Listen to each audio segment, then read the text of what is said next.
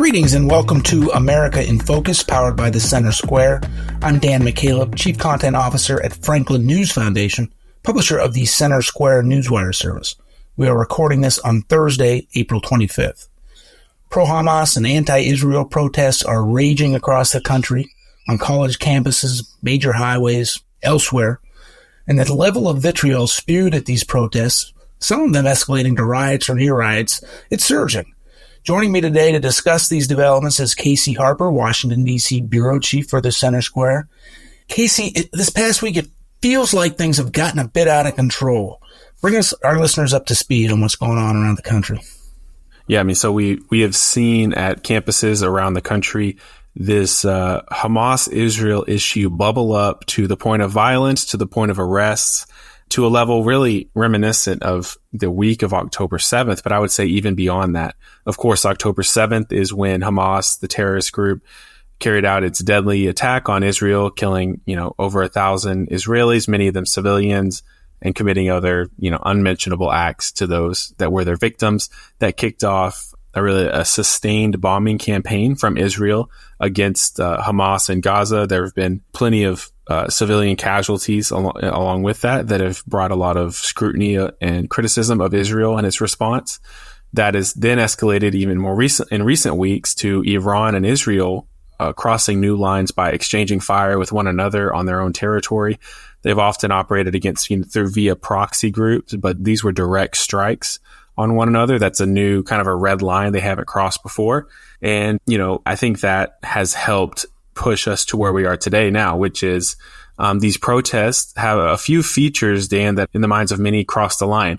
One that's very distinct in my mind is really calls for violence against Israel and against Jewish people. Now, of course, there's many Jewish students on these campuses, and I've interviewed some of them, and I wrote a story using some of those interviews earlier this year, talking about their experience, how they felt unsafe, how their fellow classmates are chanting death to their home country or the country that is of their ethnic origin, right? And they filed the complaints with the Department of Education, and it really has gone nowhere. There's been a lot of, political implications of this, where lawmakers are questioning whether these schools can get federal funding or that federal funding can be yanked. But right now, many of these schools have descended into chaos. Some have canceled classes. It seems no end in sight. There has been some violence, many arrests. Lawmakers are making threats. But right now, Dan, doesn't seem like a clear resolution either to this war with Israel and Hamas or to the chaos on college campuses. Casey, just reading from one of your stories this week, a Jewish Yale student reportedly stabbed in the eye with a Palestinian flag during a pro-Hamas protest on campus. From a separate story, Columbia University, an Ivy League school in New York, went to full virtual learning for the rest of this semester because of the violence, the threats of violence by pro-Hamas, anti-Israel protesters on campus. Just here in Chicago, large groups of anti-Israel, pro-Hamas terrorists blocking access to O'Hare International Airport. Of course, we've seen that in Seattle and in Portland and across the country. Here's an example of the opposite of what's happened. Also, just yesterday in Texas, at the University of Texas in Austin, protesters, anti-Israel, pro-Hamas protesters tried to do something similar as to what's been going on at Columbia and Yale and others. Texas had a different response, though. They went in and busted up the protests, arrested at least, I think the last count I saw was at least 34 different people were arrested, got the protesters out. Leading up to the protests, the students were encouraged to walk out of classes and, quote, reclaim our space as we demand divestment now, referring to the Palestinian boycott, divestment, sanctions movement against Israel. They also said that in their protests, in the footsteps of our comrades at Columbia University and other schools were referenced, and countless others across the nation, we will be establishing the Popular University for Gaza. Texas Governor Greg Abbott wasn't having anything of it, sent the State Department of Public Safety forces in there, along with Austin police and campus police, broke it up immediately. But you're not seeing that kind of reaction in many of these other college campuses. I guess the one thing that we could be thankful for is that spring semester is almost over on most of these campuses. I don't know that that's the big solution anyway. Thoughts?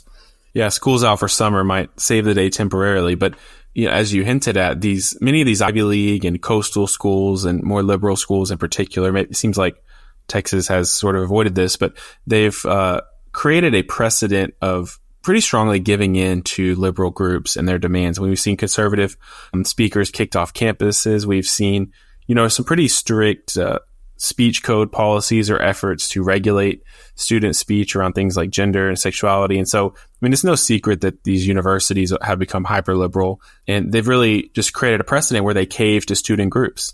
And so now they're being put in a tough spot because they have a very liberal, they're using the word comrades, that tells you about their communist sympathies, but these very liberal pro-Hamas groups, and yes, they are pro-Hamas, not just anti-Israel, they have to cave to them or kind of buck the precedent that they've already set. Now they have many alumni and donors who are very upset about this. And just to make that point about being pro-Hamas, these aren't just like sophisticated, speeches being given out in the public square about whether Israel is doing too much to hurt civilians. That's not what's happening. So here's some quotes from, videos of the protests.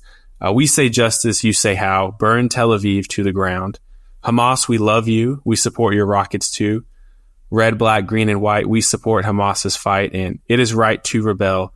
Let Hamas give them hell. So, it is explicitly pro-Hamas, and Hamas is a terrorist organization. That's not just rhetoric. The State Department calls them a terrorist organization. We're not just like throwing that word out there for effect. So, I think that is part of what's pushed us into a new level. But I think our country, Dan, I don't want to go too big picture here, but I think the last, 5 years, our country is really grappling with what is appropriate and when it comes to demonstrations, protests, riots, and it feels like a double standard to a lot of people.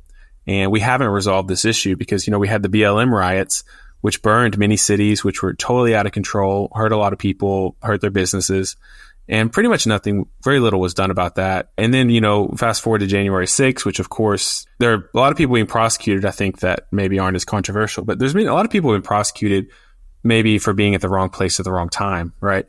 And then you come to things like these protests.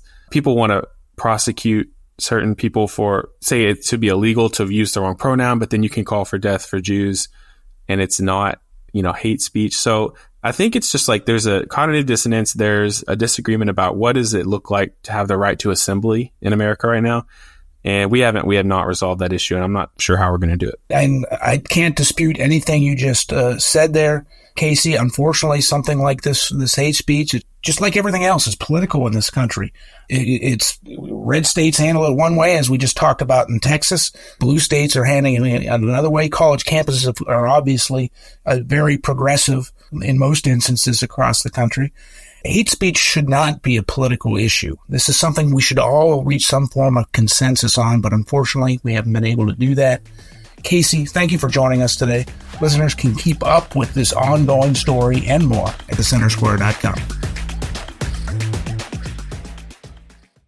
Attention parents, teachers, and taxpayers. Do you care about the decisions being made in K-12 public education? Do you want to know how those decisions impact your students and school district? Chalkboard News has you covered. We're delivering fact-based reporting on the policies that shape school safety, curriculum, and recovery from learning loss. At Chalkboard News, we're cutting through the politics and focusing on the facts behind the issues impacting students, teachers, and families. Get this news delivered to your inbox for free by signing up at chalkboardnews.com.